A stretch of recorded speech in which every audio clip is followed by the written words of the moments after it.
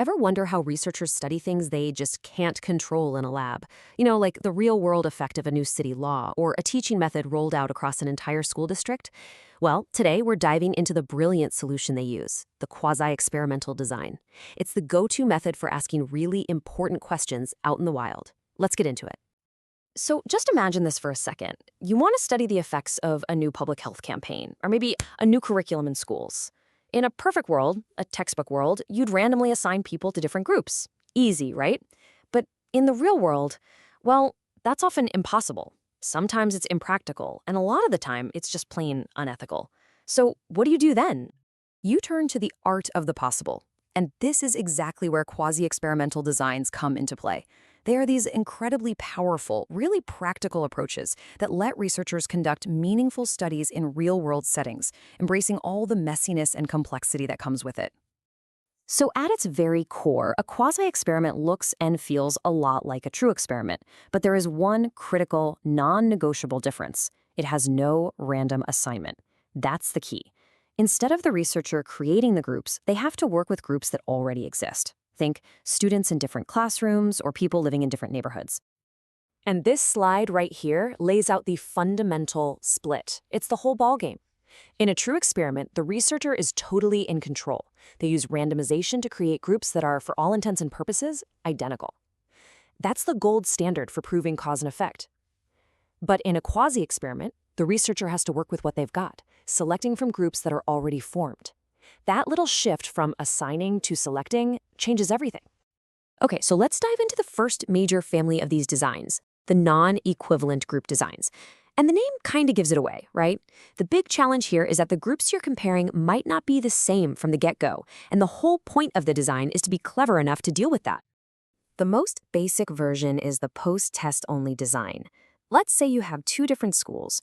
One school gets a new after-school tutoring program, that's our treatment, and the other school doesn't. Afterwards, you give students in both schools a test to see how they did. Seems simple enough, but it's got a massive, glaring weakness. And here's the problem. How do you really know the group that got the tutoring program didn't just have higher-achieving students to begin with? Without some kind of baseline measurement, you can't be sure if the program actually caused the better scores or if that group was just going to do better anyway. This is a huge threat to your conclusions. So to build a much, much stronger case, we bring in the non-equivalent control group design. As you can see from the little schematic here, this design adds a super important step. The O stands for an observation, or a test, and X is the treatment. So group 1 gets a pretest, then the treatment, then a post-test. In group 2, our control group just gets the pretest and the post-test. That first observation, the pretest, is an absolute game changer. It gives you a baseline. Now you can actually check if the two groups started out at a similar level.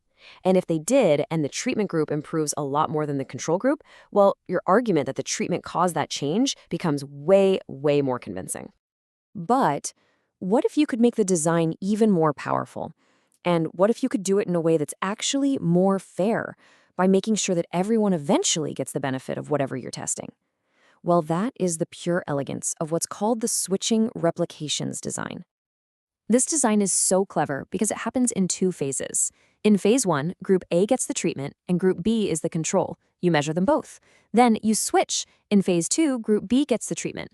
This setup gives you two separate chances in two different contexts to see if the treatment actually works. It is an incredibly powerful way to show that an effect is real.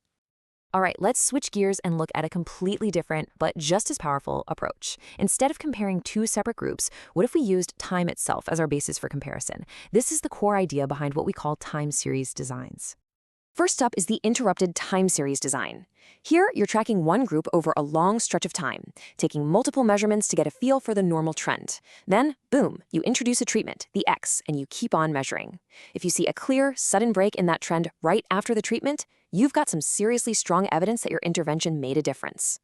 And of course, to make it even stronger, you can add a control group. That gives us the multiple time series design. Now you're tracking two groups over time, but only one of them gets the intervention. This is fantastic, because if some other big event happened at the same time as your treatment, like a change in the economy or a new law, you'd probably see its effect on both groups. But if only your treatment group changes, you can be much more confident in ruling out those other explanations. Now, the world of quasi-experiments is really creative and pretty vast, so let's just take a quick look at a couple of other clever designs that researchers have in their toolkit for answering very specific kinds of questions. The repeated treatment design is pretty much what it sounds like. You give a treatment, you take it away, and then you give it again. If the effect shows up, vanishes, and then reappears right on cue, that's incredibly powerful evidence. Then you've got the counterbalance design, which is often called a crossover. You use this when you have multiple treatments. You give them all to the same participants, but you mix up the order for different people. This helps make sure the results aren't just because one treatment always came first. So after seeing all these different designs, you might be thinking, why not just always try to do a true experiment with random assignment? And the answer to that really comes down to a fundamental trade-off that every single researcher has to wrestle with. This quote really just gets to the heart of it. These designs were born out of necessity. They are absolutely essential tools for the social sciences, for education, for public health, fields where you simply can't randomly assign people to conditions. They allow us to study these crucially important questions in the messy, authentic context of the real world. And this all leads us to the critical trade-off between two types of validity.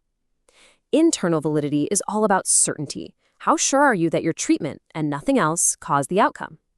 Now, because quasi-experiments don't have random assignment, their internal validity is always going to be lower than a true experiment. But what they often gain is external validity, which is how well the results apply to the real world. I mean, think about it. A study on a new therapy done in a real busy community clinic might be way more useful than a perfectly controlled study in a sterile university lab. So we end with this question because it's really the central dilemma for so many researchers. In the search for answers, when is that real-world relevance actually more valuable than perfect control?